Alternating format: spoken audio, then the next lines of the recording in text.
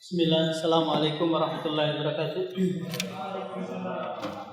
Alhamdulillah, salatu wassalamu ala rasulillah wa ala alihi wa sahbihi wa sallam taslima. Segala puji bagi Allah subhanahu wa ta'ala yang mempertemukan kita di masjid ini dalam rangka mengkaji salah satu ilmu yang dibahas panjang lebar oleh Allah Subhanahu wa taala di dalam Al-Qur'an. Ini tidak sama dengan perincian sholat, zakat, haji, puasa. Kalau sholat atau zakat Pak, itu hanya disebutkan secara global, aqimus sholat, yuqimus sholat. Demikian juga zakat, atuz zakat, yu'tuz zakat. Demikian juga haji, walillahi 'alan nasi hijjul bait, hanya dijelaskan secara global. Tapi giliran ilmu waris Allah panjang lebar. Sampai Allah menyebutkan 6 ayat di dalam Al-Qur'an, di dalam surah An-Nisa.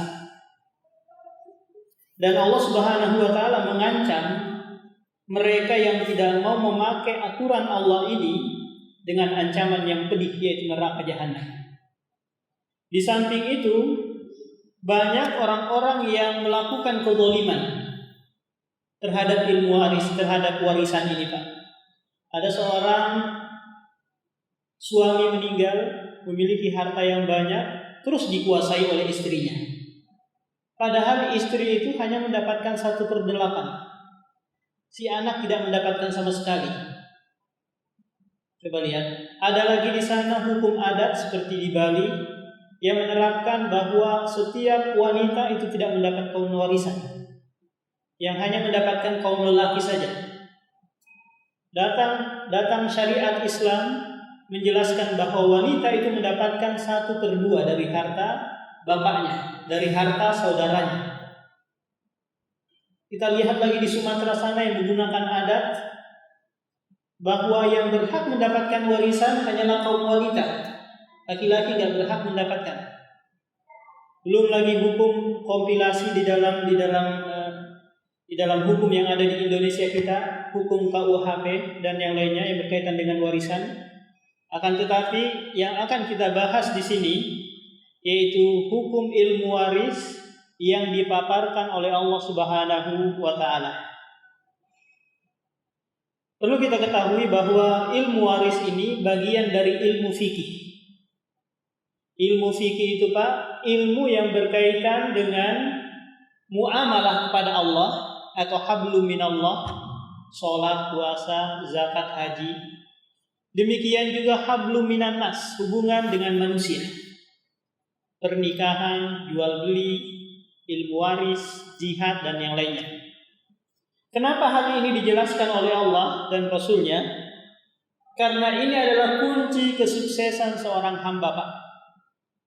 Jika seseorang itu hubungannya dengan Allah saja baik, dia rajin sholat, tapi hubungannya dengan tetangga kurang baik, hubungannya dengan kerabatnya jelek, hubungannya dengan bosnya jelek, maka orang ini celaka. Meskipun sholatnya baik, meskipun dia rajin puasa sunnah.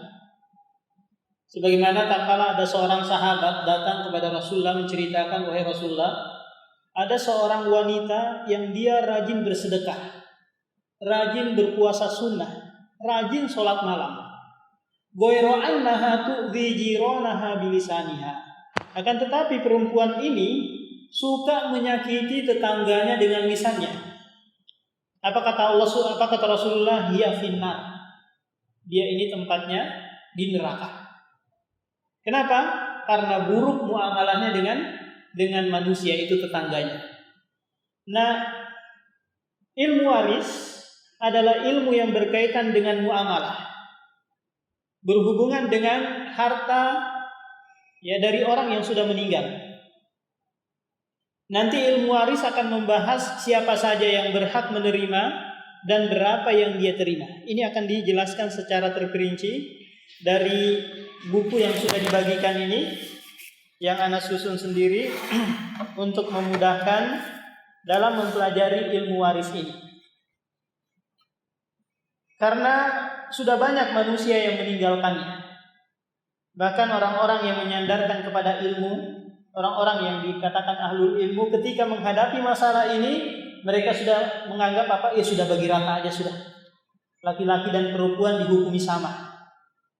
Sama-sama mendapatkan warisan. Padahal di dalam Islam, lidzakari mislu hadzil unsayaini. Laki-laki itu Pak mendapatkan 2 bagian dari apa?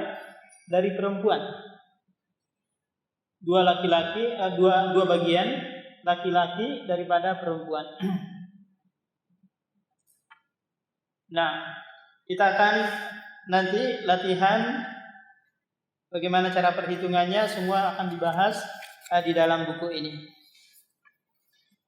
Dan saya bacakan definisi ilmu waris. Silakan dilihat Pak. Dia adalah ilmu yang dengannya kita mengetahui ahli waris dan bagiannya. Cukup ringkas dan bisa dipahami langsung bahwa ilmu waris intinya adalah mengetahui siapa ahli waris. Karena kalau ada orang meninggal Pak, memiliki harta yang banyak, itu banyak nanti yang ngaku-ngaku. Ada ketemu, contoh saya berikan contoh ya.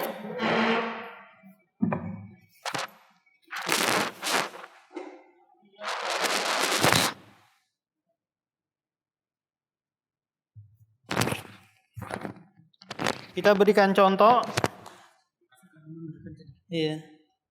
Ada seorang suami meninggal, ada ahli warisnya zaujah. Kita tulis pakai bahasa Arab aja Pak biar terbiasa.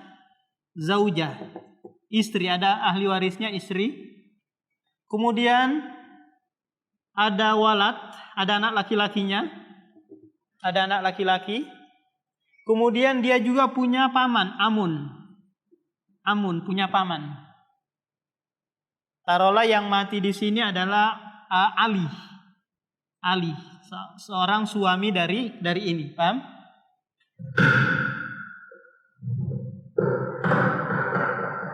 Apa itu Pak? Oh iya. Ada seorang meninggal yang namanya Ali. Dia punya istri, punya anak laki-laki, punya paman. Kalau amun dalam bahasa Arab itu Pak, paman saudaranya bapak. Kemudian dia punya saudara juga, akhun, punya saudara. Maka dalam hal ini si paman ini nggak dapat, si saudara ini nggak dapat. Saudara siapa di sini? Saudaranya si Ali, nggak dapat. Kenapa? Karena dihalangi oleh si anak laki-laki. Si istri hanya dapat 1/8. Si anak ini dapat sisa. Maka nanti KPK-nya 8, si istri dapat 1, ini dapat 7. Si istri hanya dapat 1 bagian, kemudian si anak laki-laki dapat 7 bagian. Nah, jadi harta, apakah itu berupa tanah, berupa mobil, berupa uang, semuanya harus dibagi 8. Kemudian setelah itu 1 bagian istri, 7 bagian anak laki-laki. Si saudara, si paman yang dekat dari si mayit ini nggak dapat sama sekali. Terhalangi oleh siapa? Anak laki-laki. Bagaimana kalau sekiranya ada anak perempuan? Nanti dia 2-1. 2 bagian laki-laki, 1 bagian perempuan. Seperti itu.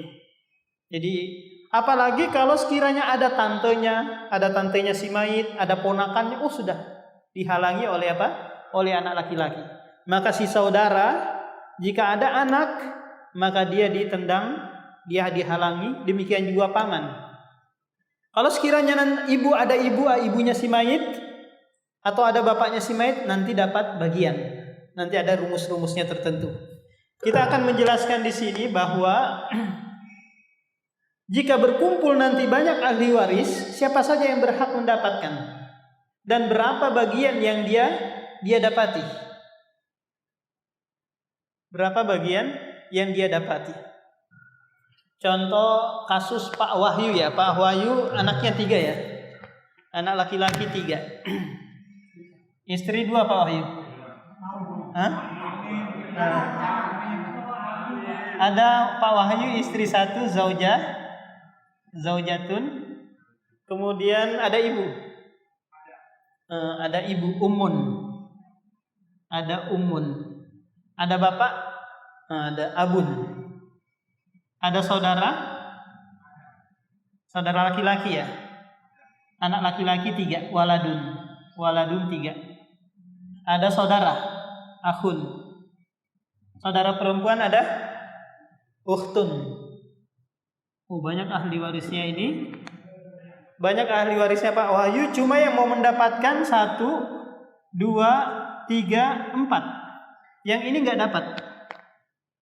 Saudara Pak Wahyu nggak dapat, saudara perempuan Pak Wahyu nggak dapat. Istri dapat berapa? Istri kalau ada anak dapat 1/8. Ibu kalau ada anak, anaknya Pak Wahyu, si mayit ini, maka dapat 1/6. Bapak dapat 1/6. Si walad ini dapat sisa. Nah gini. Sudah ditentukan, maka nanti KPK-nya adalah 24. 24 bagi 8 sama dengan 3, 4 tambah 4, 8 tambah 3, 11. 24 kurang 11, 13. 13 bagian anak Pak Wahyu dari 24. Nah 13 bagi 3 nanti bisa nggak dibagi? Kalau nggak bisa dibagi lagi baru dikalikan lagi di atas, nanti ada permasalahannya. Yang terpenting di sini bahwa ini loh, bapaknya Pak Wahyu dalam kasus ini ada, ibunya juga ada, maka dapat 1/6, 1/6.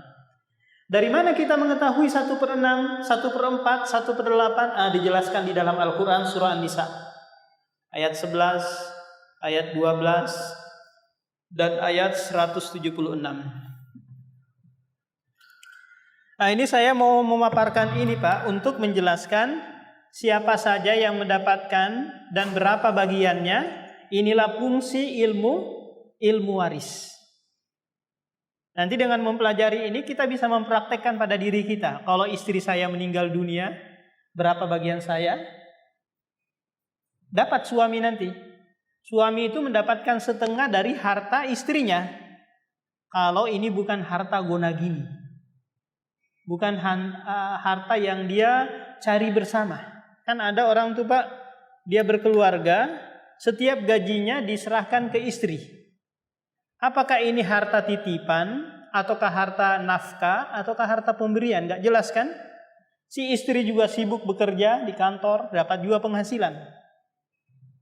Maka harta gonagini seperti ini, penyelesaiannya adalah kalau bisa dipisah dulu untuk memperjelas mana harta si mayit, mana harta suami, mana harta istri. Kalau tidak jelas nanti, maka diambil sulhu damai, yaitu 50-50. 50 harta istri, 50 harta suami. Nanti siapa yang meninggal, taruhlah meninggal istri. Maka dari 50 itu diwarisi lagi ke suami, ke anak-anaknya, dan ke ahli waris yang lain. Nah, paham Pak definisinya ini? Definisinya adalah dengannya kita mengetahui siapa ahli waris dan siapa dan berapa bagiannya. Nah, dari definisi ini akan dipaparkan nanti kedua hal ini sampai penghujung kitab. Coba baca Pak Wahyu babu hukukut tarikah.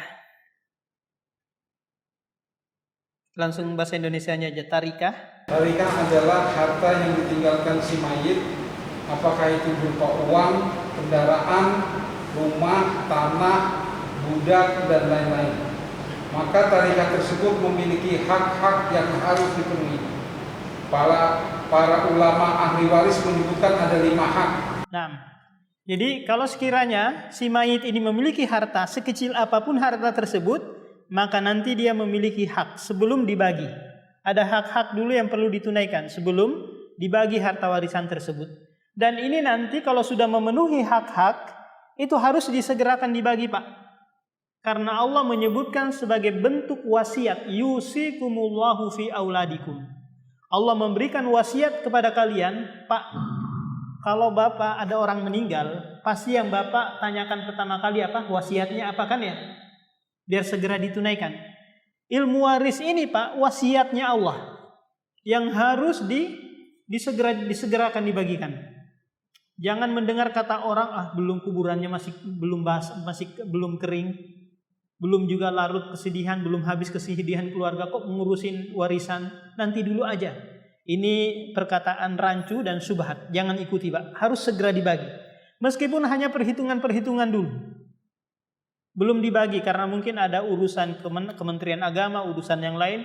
Pokoknya harus tahu dulu perhitungannya, biar nanti kalau sekiranya ahli waris yang lain meninggal, maka dia sudah tahu bagiannya. Sudah tahu bagiannya.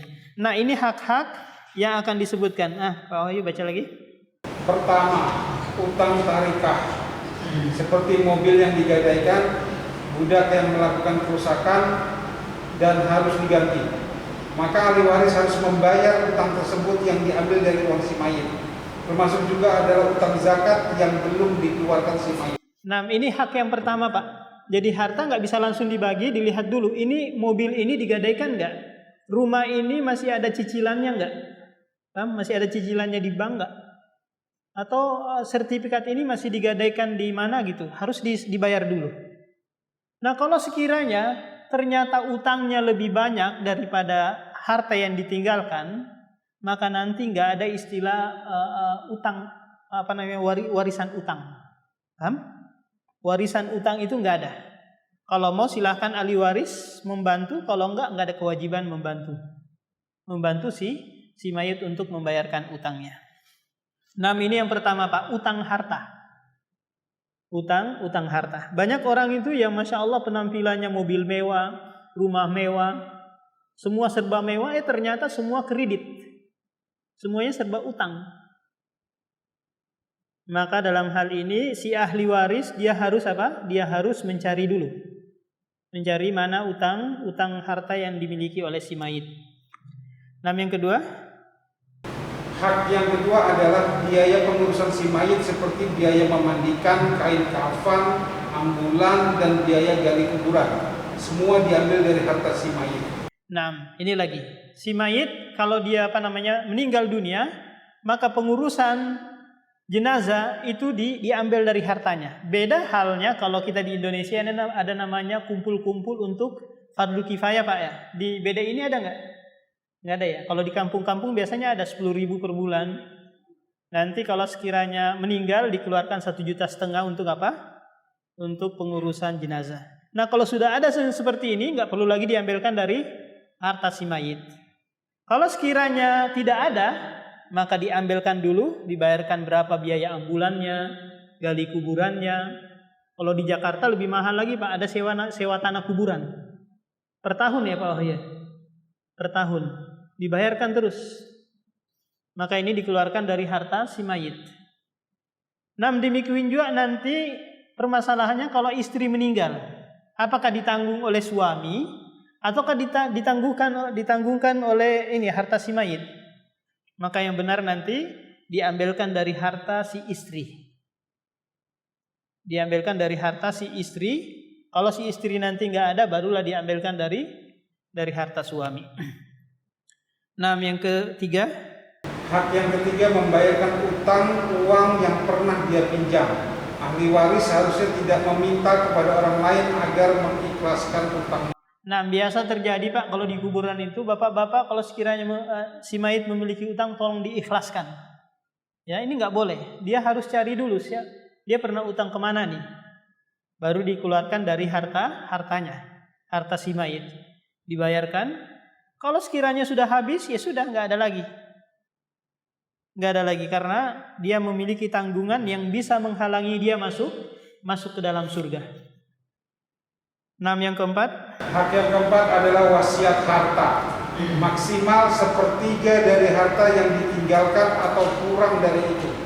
Berdasarkan hadis Sa'ad bin Abi Waqqas tatkala Nabi mengunjunginya, yang artinya, dan wasiat harta tersebut tidak boleh untuk ahli waris, sebagaimana Rasulullah SAW bersabda, Jadi wasiat itu Pak diucapkan sebelum meninggal.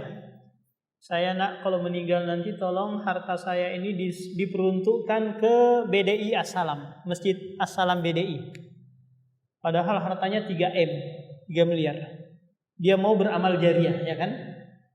Maka si anak ini tak kala nanti bapaknya meninggal dunia, dia nggak boleh serahkan 3 itu. Dia hanya boleh menyerahkan 1 saja. 1/3 dari harta. Paham? Ini sudah banyak sekali. Karena ini nanti mendolimi ahli waris. Yang dia keluarkan hanya 1/3. Itu sulus kasir, sudah banyak. Dan dia tidak boleh berwasiat kepada ahli waris. Contoh dia punya saudara yang dia sayangi.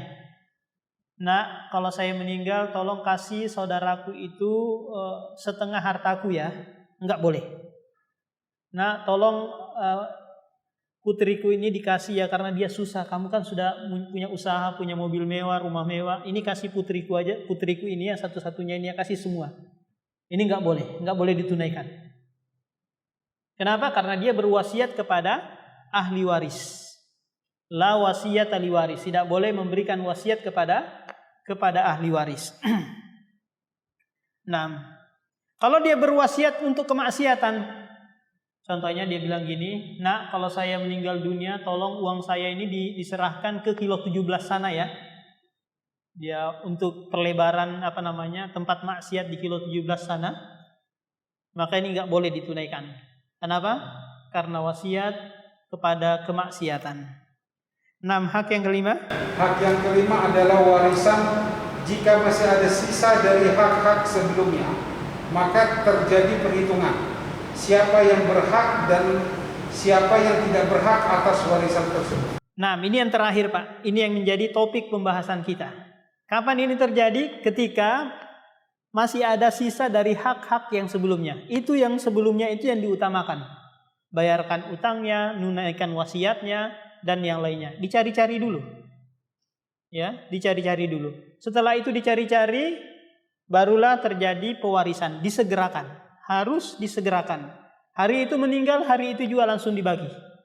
Karena ini adalah wasiat Allah, faridatun minallah. Kewajiban yang Allah haruskan disegerakan. 6 ini 5 hak yang berkaitan dengan harta si mayit. Silakan Pak, kita interaktif aja, maksudnya 2 sisi. Jangan saya saja terus yang ngomong. Silakan tanya jawab.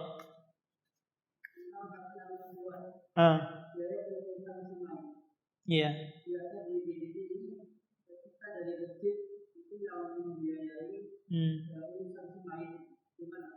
Ya berarti si masjid ini yang memang dia ada program fardu kifayah ya.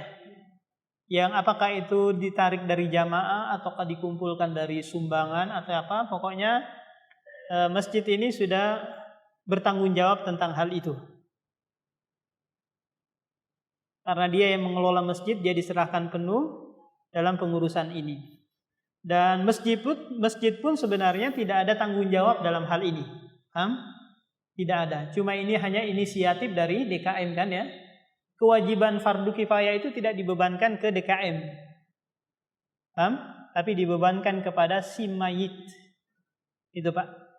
Kalau sekiranya DKM sudah mengadakan berinisiatif seperti itu, alhamdulillah.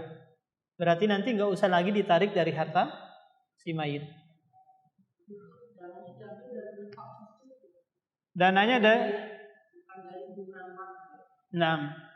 Seharusnya dana tersebut nanti dana fardu kifayah dibedakan. Kalau mau menyebar kotak infak nanti dipisahkan. Oh ini untuk fardu kifayah, ini untuk urusan masjid. Itu lebih bagus seperti itu untuk lebih jelas. Ya kan? Untuk lebih jelas pengelolaan uang tersebut. Karena orang yang memasukkan kotak infak itu kan bertujuan untuk apa? Untuk pengurusan, untuk kemakmuran yang ada di dalam masjid ini. 6. Ya, langkah bagusnya usulan kepada DKM kalau mau membuat kotak infak maka mungkin bisa dikhususkan ini untuk fardu kifayah atau langsung dibebankan kepada jamaah yang tinggal di BDI sini patungan setiap bulan berapa, dan itu akan lebih afdol, lebih utama. Yang lain Pak? Ini dulu.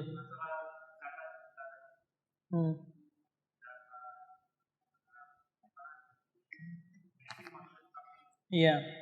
Jadi zakat itu ada 6 macam Pak. Zakat alat tukar uang, zakat peternakan, zakat pertanian, zakat barang temuan, kemudian zakat urudut tijaroh, zakat perdagangan. Muslim duduk, Muslim duduk. Nah, jika sekiranya seorang hamba ini dia hartanya sudah mencapai nisab. Nisabnya itu 85 gram emas, 24 karat.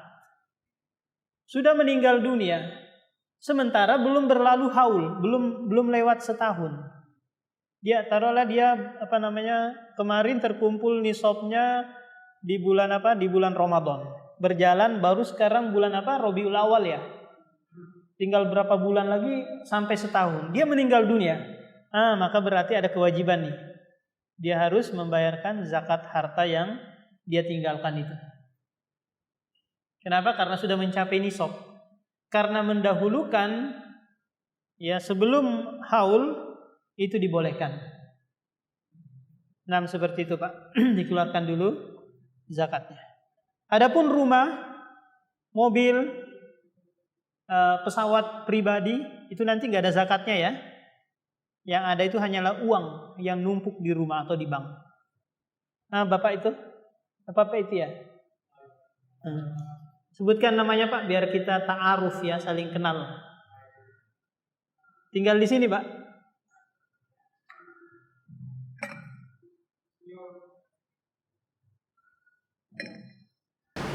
Bismillahirrahmanirrahim. Assalamualaikum warahmatullahi wabarakatuh. Yang mau saya tanyakan poin yang pertama dari sini yaitu pembayaran cicilan. Jadi dalam perhitungan itu nanti kan namanya mungkin apakah rumah atau mobil itu kan misalnya masih kredit. Jadi berapa bulan lagi, berapa tahun lagi masih jadian itu. Apakah dalam perhitungan nanti untuk mengurangi utang harta tadi, apakah itu pokok utangnya untuk lunasi langsung atau mana tahu ahli waris mau melanjutkan cicilan seperti itu? Berarti kalau ahli waris mau melanjutkan cicilan, dia yang mengambil alih utang tersebut, dia yang membayarkan, ya kan? Dia membayarkan dalam artian nanti akan dipotong dari bagian yang ada yang dia dapati, ya kan? Taruhlah cicilannya tinggal 100 juta. Sementara hartanya memang 100 juta, berarti habis sudah kan? Nggak ada lagi sudah.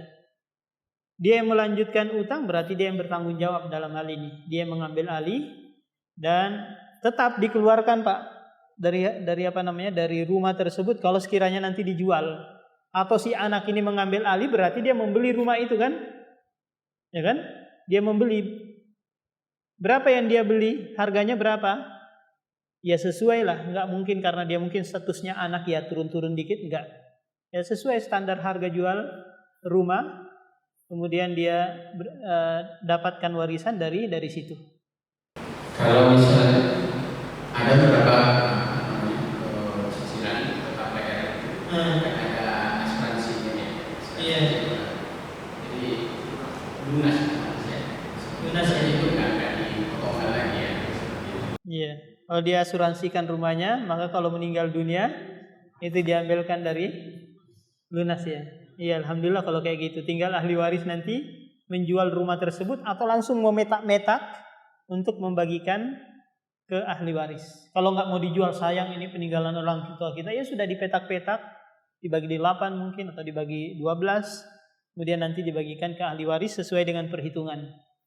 Berarti pembagian itu kan ada bagian seperti itu atau berapa? Ada semuanya.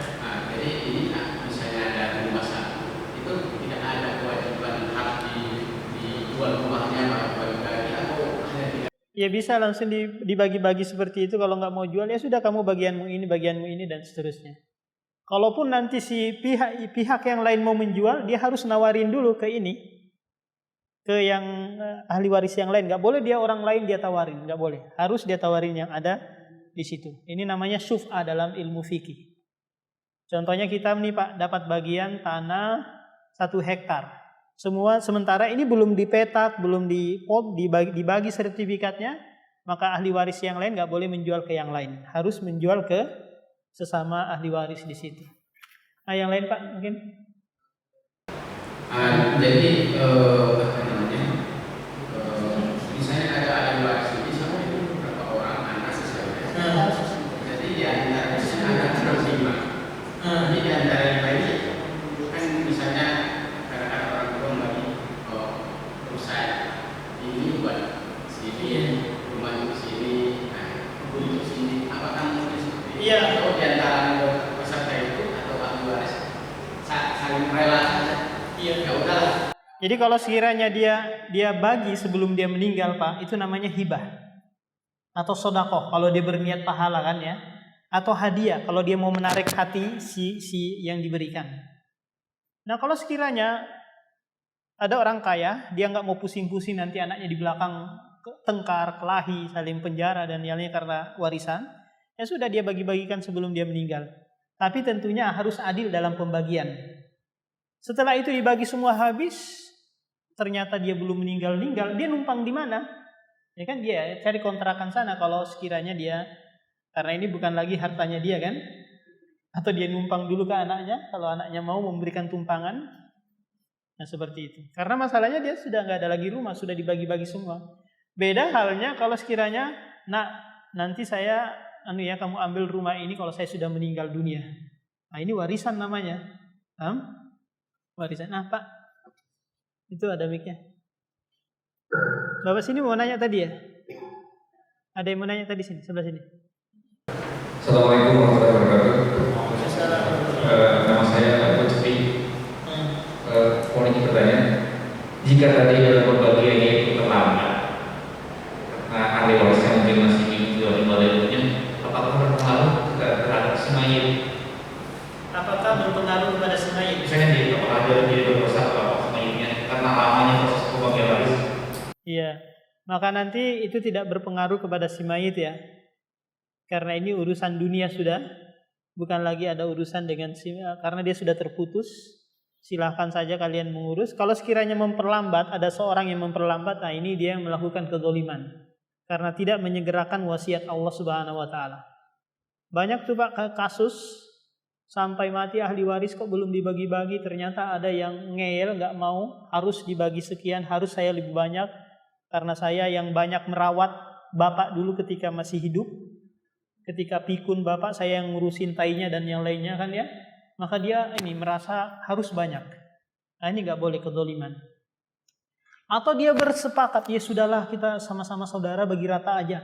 Padahal perempuan lebih sedikit bagiannya daripada laki-laki. Nah ini juga kezaliman, kesepakatan dalam kezaliman. Nah maka pentingnya kita mempelajari ilmu ini agar kita tidak melanggar aturan-aturan Allah Subhanahu wa taala. Nah,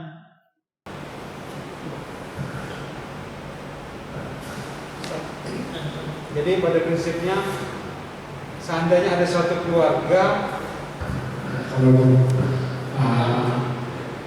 Seandainya ada satu keluarga, kemudian mereka lebih mengambil bersepakat untuk dibagi rata. Mungkin pada pelaksanaannya dia mencoba menghitung, tapi kemudian nggak cocok karena tidak paham ilmu, terus akhirnya dia mengambil dibagi rata. Pertanyaannya, mana sih yang lebih didahulukan? Apakah memang harus ngitung waris sesuai dengan syariat atau ya kita kan ada kaidah fikih yang membolehkan juga untuk dibagi rata pada saat bersepakat. Mana yang lebih dahulu? jadi kalau sudah ada aturan Allah, maka suatu kesepakatan yang melanggar aturan, ini kesepakatan itu dianggap batil. Apakah itu kesepakatan ulama ataukah kesepakatan orang awam yang nggak paham bersepakat gitu dalam satu keluarga, sudah bagi rata aja biar nggak pusing. Nah ini kesepakatan di atas kezaliman.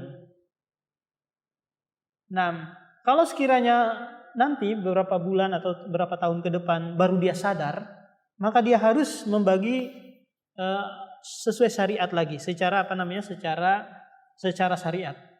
Ada kasus seperti ini, mertua saya 4 bersaudara semuanya perempuan, ya kan? Sudah dibagi tanah tersebut, sudah disertifikatkan dan yang lainnya. Baru berapa hari yang lalu kemarin nanya kepada saya, ternyata pembagian ini salah. Kenapa? Karena si mayit, ibunya dia itu masih memiliki saudara perempuan. Sementara tanah ini sudah dibagi semua, sudah disertifikatkan. Maka harus dibagi ulang, si saudara perempuannya si mayit ini, dia lebih banyak bagiannya daripada si anak. Kenapa? Karena dia mendapatkan sisa daripada anak-anak ini. Kalau nggak ada lagi ahli waris dari kalangan saudara si mayit, maka langsung dibagi rata aja. Memang begitu pembagiannya di dalam Islam. Kalau sekiranya anak perempuan semuanya, nggak ada anak laki-laki, atau anak laki-laki saja, silahkan langsung dibagi per kepala. Dan ini memang sudah ada aturannya, bukan ide, bukan adat, bukan KUHP. Memang ada aturannya seperti itu di dalam syariat. Kalau sekiranya ada laki-laki, anak laki-laki, ada anak perempuan, baru bersepakat bagi rata, ini kezaliman ini. Sementara Allah menyebutkan dalam surah An-Nisa, lidzakari mislu hadzil unsayaini. Laki-laki itu harus dapat 2 bagian daripada perempuan. Kenapa? Karena laki-laki ini Pak akan menanggung. Beda dengan perempuan. Perempuan itu akan ditanggung oleh suaminya, oleh saudaranya. Kalau anak laki-laki dia akan menanggung ibunya, menanggung istrinya, adik perempuannya dan yang lainnya. Maka bagiannya lebih banyak. Habis waktu ya, sudah masuk ya saya. Nah, insya Allah kita lanjutkan lagi dalam pertemuan berikutnya tentang ahli waris dari kalangan laki-laki dan ahli waris dari kalangan perempuan. Subhanakallahumma wa bihamdika, asyhadu an la ilaha illa anta, astaghfiruka wa atubu ilaik.